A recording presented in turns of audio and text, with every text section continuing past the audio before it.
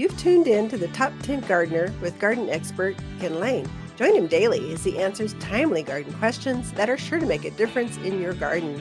Now welcome your host, Ken Lain. All right, it is Ken and Lisa here at the Mountain Gardener, and this segment every week is for Lisa, just a different perspective. What are your neighbors talking about? What are the gardeners? What's a different gardener's perspective? And I think there's different ways to look at gardens, and you've definitely got that florist, flower, beautification thing going on at our house. And so I thought, let's just segment this into your segment, and I'll try not to talk. And it's 10 minutes straight of just you. 10 minutes straight, sure. Yeah, well, I'll help fill in just because, well, it's why you married me, to fill in. Okay, we'll let that one go. So we did celebrate our 34th up at the lake. Yep, Lake Powell. So yeah, good times. I would do it again. The 34th and all 34 years. All of them? All of them. I mean, there's some rougher than others. Those first years as your first child, you don't know what to do. The first few years of marriage, you starve to death. You don't quite make enough to really get you going. Yeah. So you just and you got to buy all this stuff. And so you don't quite have enough to go around. And then twins. We thought we had it going on. That we were blessed. One boy, one girl, a pretty, blue 4-door sedan. Everything fit, the perfect 3-bedroom, 2-bath house. And then the good Lord blesses you with identical twins. Yep. And nothing fits anymore. So that threw a big monkey wrench into everything, but it's been a fun monkey wrench. It has been. It's been a blessing. Kids are a blessing. Good times. So came back from the lake, and we'd gotten some rain. We were there almost a week. Came back, and the yard is gorgeous. Oh yeah. All of our perennials are in full bloom. The thyme lawn is just blooming its heart out. It's just gorgeous. You gotta love the monsoons. This reminds me of the monsoons. Like in the 70s and 80s. Remember that? I mean, every after you couldn't go to church on Sunday and leave your windows open because by the time you got done going to Sunday brunch, coming back, it already rained. So rain's coming in. You had to really just plan ahead every afternoon, or it's highly likely it was going to rain. It's been doing that.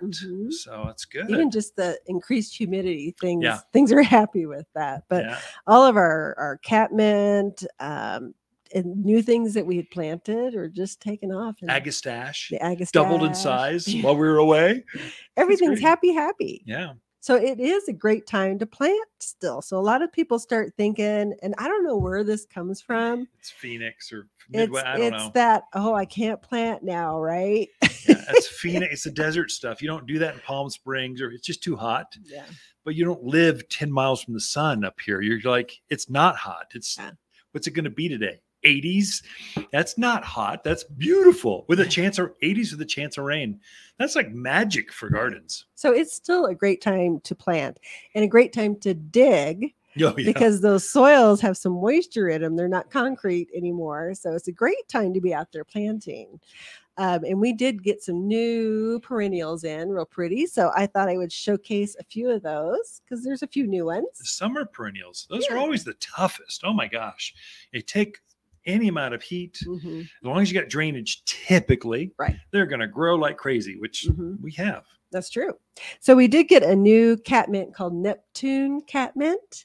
So this is a nice little dwarf catmint. So it's going to get about 12 inches high. I'm sorry, about 12 inches wide, about 8 inches high. Oh, that is almost a ground cover like. Yeah, wow. Just a really cute little plant. Has that purpley blue foliage on it, or flowers. And the thing I like about the flower, and I meant to bring one over, darn it. You should show the folks in the videos. You got to remember, this is a vlog, not just a radio piece. I can't change. I'm a Luddite.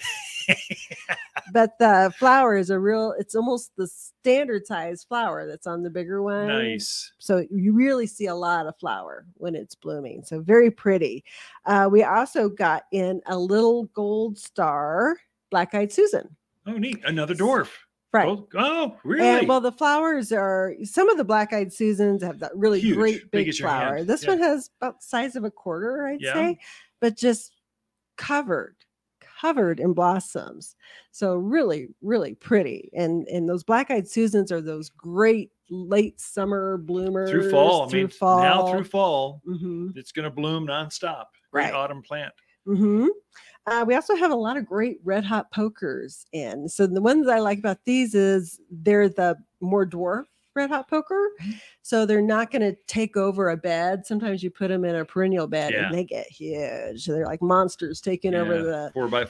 Mm-hmm. But these guys don't. So we have the mango, which is kind of a yellow color. And then we have the orange, I think it's orange popsicle, orange something. Anyways, it's more of an orange color. Be really pretty together. A couple of those together in a perennial bed. Love the heat. Very drought hardy. Yeah. They animal resistant? Yeah, they are. So red hot pokers, you can put them right out there with javelina. They're not going to bother them. They just learned that's not good. I'm not sure about the dwarfs, but I don't know why a dwarf wouldn't be exactly the same as a standard parent size. I'm sure they're the same. I would think so. Yeah. We've got a really pretty coneflower in called Sunny Days Ruby. Yeah, I saw that on the back dock when they're unloading. That's like double pom-pom pink. Doesn't it? It's all like I think it glows in the dark. It's beautiful. Oh my god! It's out there screaming at you. Yeah. Look at me. We also got one called Baja Burgundy, which is a little bit darker red. The other one's more of a pinkish one, but very, very pretty. Gaillardia, which is another great late summer bloomer, blooms until fall. We have the Sun Rita, which is a yellow and red color one. Very pretty, animal resistant. Yep. For those people. Then we got some really cool succulents in. So we have the Autumn Joy sedum, which gets up 2 feet? Yeah, knee high or so, maybe just a little shy of knee high. Yeah, and has that pink blossom. Well, they're coming out with some new varieties of the Autumn Joy. So we have what's the first one called? Darn it! I did write it down. Your notes. I'm like, I can't either. Autumn Charm. Charm. So it's a variegated white and green leaf. Oh, that's interesting, especially with dark rock. Again, sedums love the sun. Yeah. So it's sometimes you put these dark mocha colored rocks down, you put a dark green plant in, it's like they blend in. Right. Sometimes those variegated varieties are stunning. Shows up. It just is very bright with that white and green. It has a pink blossom to it, or will have a pink blossom to it. So that was a new one. And then we also got Dark Magic. Now, this one, probably don't want to put it with dark rock because it would just blend right in. It's got a mocha colored but foliage. It's got a almost black purple foliage. That's neat. I mean, you look at it and you go, oh, wow. It's very, very different. And it has a dark pink flower to it. So you get kind of a really nice contrast. Yeah, wow. That'd be neat. That's one you put with crushed granite. Gold color with a dark foliage. It looks good. It's always contrasting. It's always a way to design. Oh, yeah. And there's a few other succulents out there. I didn't get all the names, but now is a really good time for those guys. So they're going to be starting to bloom very soon. Just very pretty out in the yard, very carefree. You're not doing a lot of deadheading maintenance on them. So they're nice that way. We planted, about 10 different types, not 10 different sedums, but 10 sedums, 3 different kinds.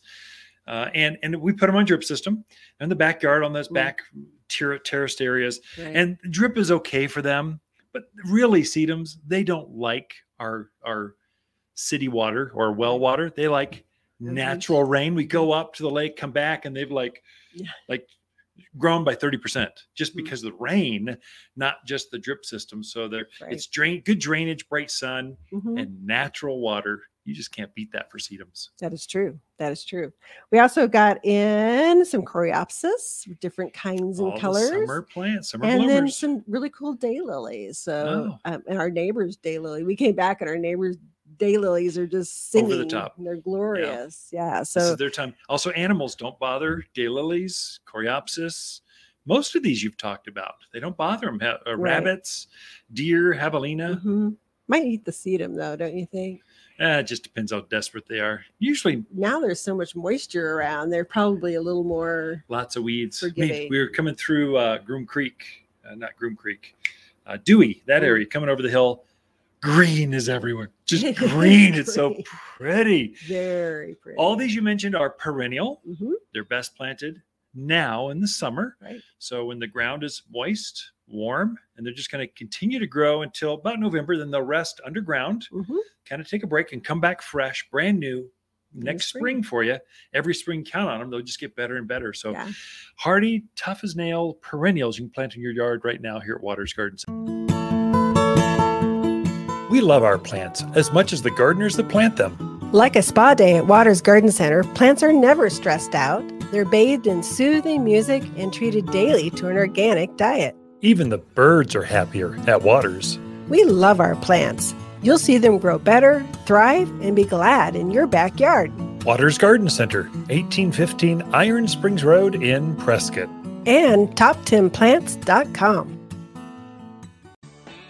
You're listening to garden expert Ken Lain, owner of Waters Garden Center in Prescott. Look for more tips, tricks, and garden shortcuts through Ken's website. Additional shows of this podcast, read his weekly garden column, or follow him on Facebook, Instagram at watersgardencenter.com. That's Waters with 2 T's, gardencenter.com.